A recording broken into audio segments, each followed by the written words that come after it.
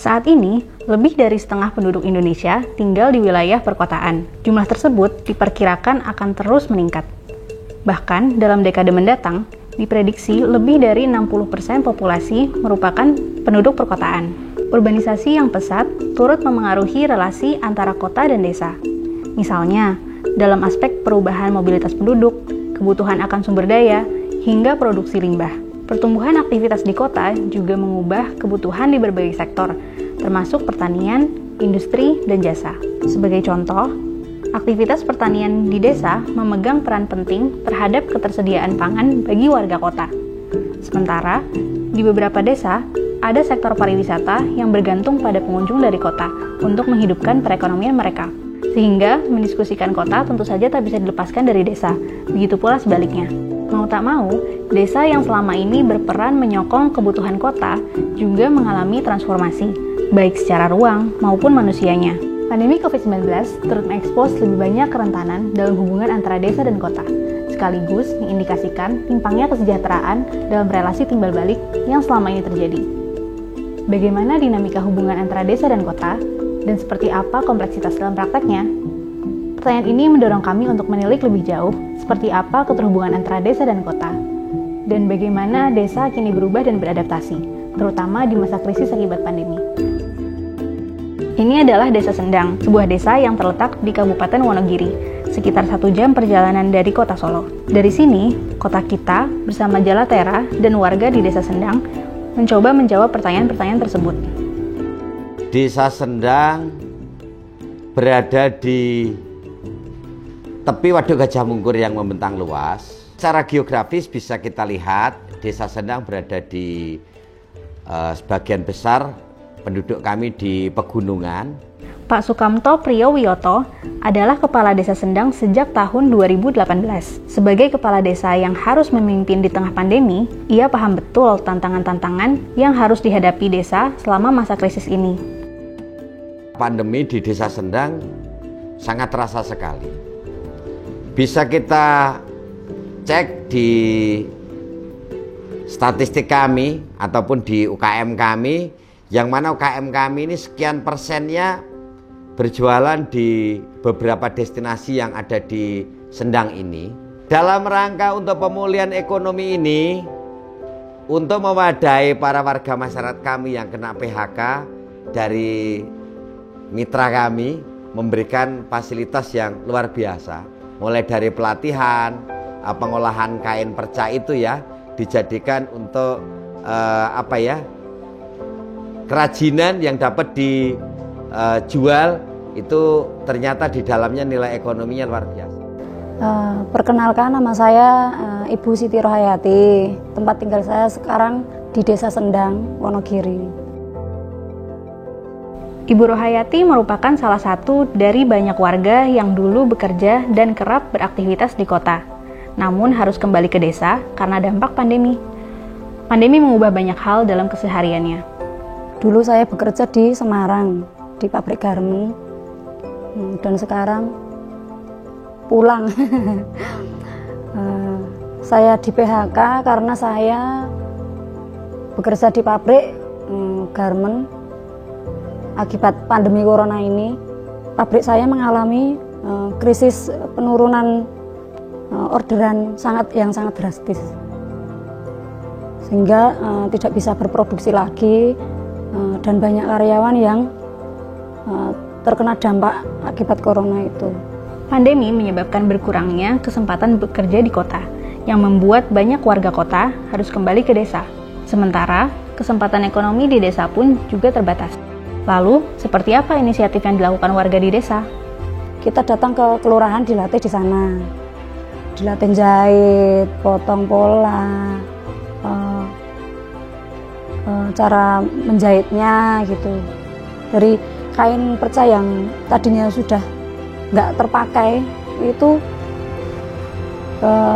dijahit sehingga jadi barang yang bermanfaat gitu ya. Jadi baju itu ya menurutku sangat menarik. Apalagi kalau bisa menghasilkan duit gitu loh. Kan kalau di masa pandemi ini kan ya harapannya ya semoga kelompok kain perca ini bertambah maju, sukses, bisa untuk menopang kehidupan di masyarakat sekitar lah. Perkenalkan, nama saya Mujiatmi dari kelompok Dapur Pinilih.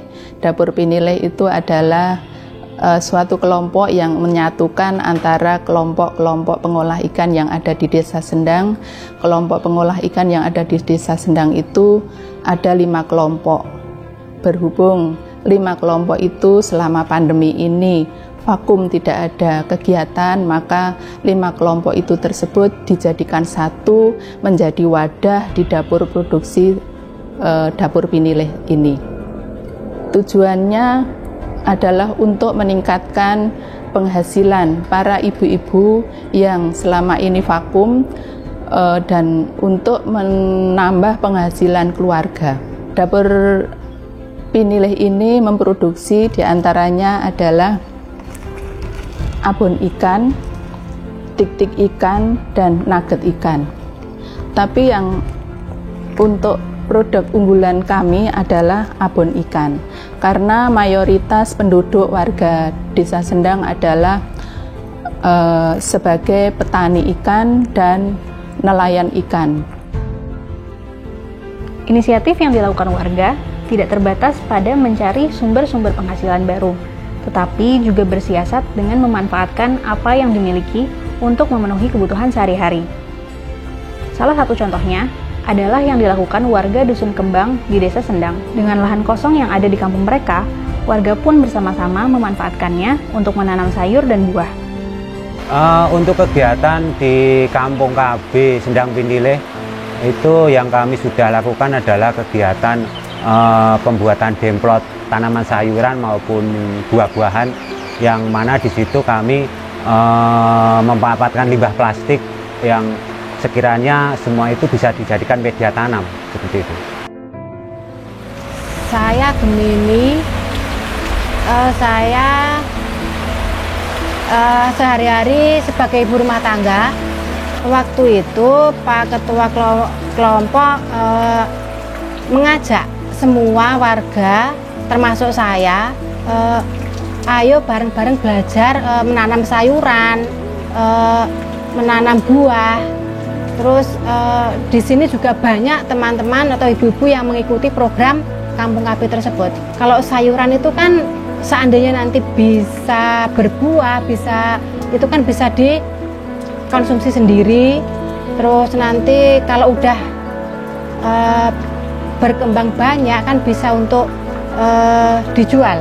Karena itu dengan adanya program ini, dengan kami melakukan kegiatan kelompok demplot sayur, bahwasanya ke depan warga kami itu mengembangkan tanaman sayuran maupun buah di lingkungan masing-masing pekarangan rumah, itu bertujuan memang mengurangi penekanan pengeluaran keluarga. Dari Desa Sendang, kita belajar bahwa inisiatif warga mengambil peran besar dalam keberlanjutan desa itu sendiri. Lalu, apa yang perlu dilakukan selanjutnya?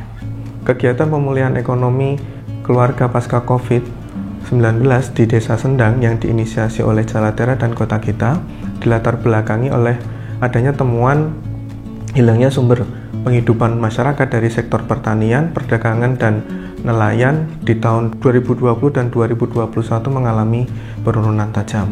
Pembelajaran yang dapat diambil dari kegiatan ini adalah pentingnya partisipasi dan kesiapan masyarakat dalam melakukan penataan usaha agar rintisan usaha yang mereka jalankan sekarang dapat terus berlanjut pasca COVID-19 selesai dan pembukaan wisata Waduk Gajah Mungkur. Sinergisitas dan komitmen pemerintah desa, masyarakat, dan organisasi penghubung seperti Jalatera dan Kota Kita sangat penting dalam inisiasi kegiatan seperti ini.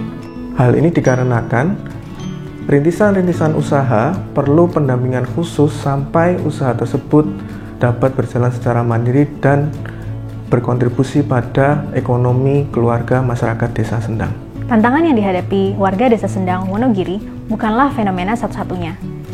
Di banyak wilayah pedesaan, ketahanan ekonomi menjadi salah satu isu krusial, terutama jika belajar dari pengalaman saat krisis.